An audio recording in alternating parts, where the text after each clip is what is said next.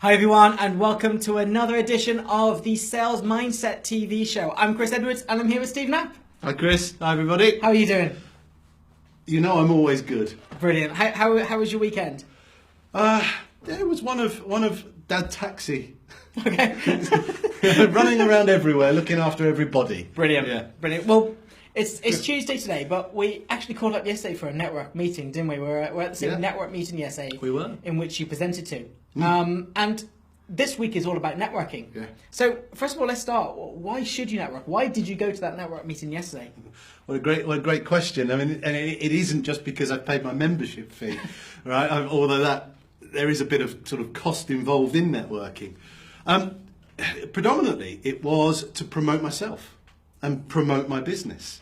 A room of people that I knew, some of them, but actually that was the first step. It was the first step is just to promote myself, promote what I do, and let people know about it. Okay. How did it go? How did you find it? Well, it was nice. I mean, I did a presentation for about 20 minutes. I did it on the pipeline. You remember Spancop, and the feedback was very good. You try and measure success from the audience's reaction. People were taking notes. People were even drawing the funnel, which is strange because they could download it on the website, but they were drawing it. And actually, some of the questions afterwards were quite helpful. My answers were helpful in explaining further how the pipeline helps a business. Now, I know a lot of people watching this are going to be people that are experienced in networking, because that's a lot of the contact base in which we have. Yeah. But for those that haven't, for those that have just started up their business, for those that are now thinking, what do I do? What's our next steps? I know personally when I did it, I sat and waited for the telephone to ring. Yeah. Knowing that I hadn't actually given out my number to anybody, so how's anyone going to find me? Yeah. And networking was the next step. So how do they make that step into networking? Yeah, it's interesting because I say this and it becomes boring, so I apologise, but I left Shell after 23 years and networking was something I didn't do. It wasn't necessary. My network were my Shell colleagues. So I had to, when I started my business, choose where I networked. And finding where your ideal prospects are or where your like-minded people are is a very, in the beginning, a hit and miss thing because you kind of go along and you just give it a try. So I think the point is go slow and try something. Try it out and work your way into a networking scene. Listen to what people are saying. Ask them, where else do they network?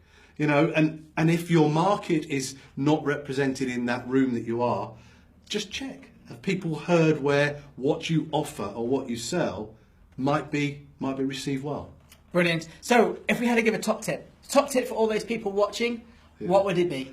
Well, so at the beginning, I think the top tip is to take it slowly, right? So don't overinvest, don't overcommit, and if slow to you at this moment in time means doing it online, which is quite accessible to many, start networking, but take it slowly. Because we do talk about networking, going out to groups, but you can do it online, can't you, to begin with? Yeah, I mean, you can. I mean, I think we're going to talk about this more over this week.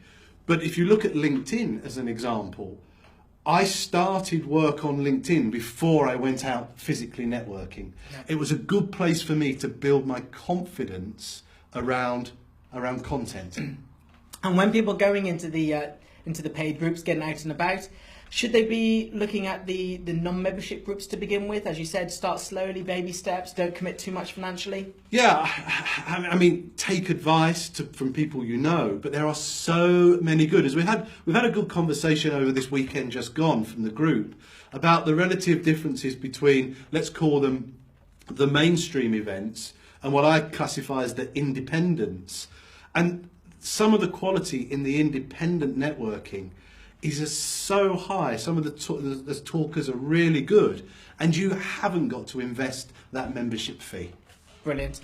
Well, that is all we've got time for today. We just wanted to cover networking. As Steve said, we are going to be picking up on this a lot this week. So if you are new to networking, or if you're a very keen person, do let us know. Put it in the comments. Let us know how networking has helped for you, or how much you want to get involved with it. And Steve and the team will be around to answer any comments you might have. Yep. That's everything for today. Thank you so much for tuning in, and we look forward to seeing you again tomorrow. Have a great day, everyone.